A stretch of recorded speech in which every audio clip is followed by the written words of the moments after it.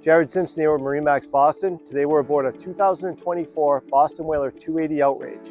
This boat is equipped with twin 300 horsepower Mercury Verado V8s. The boat also has a really cool feature, which is this dive door on the port side. Back here we have our live well and our prep center.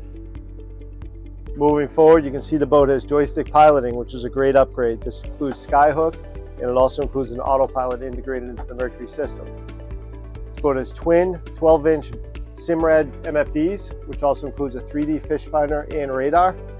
This boat is a platinum gray hull color, which you can't see from here, but we also did the underside of the hardtop to match the hull, so it's also gray. Black frame, so all the rails are black on this boat.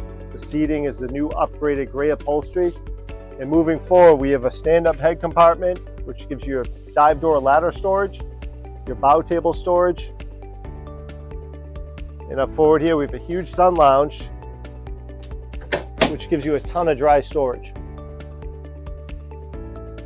More bow seating, access to your anchor, windlass, and controls. And that's the 28 Outrage. If you'd like additional information, please contact us at 781-727-0629. Thank you.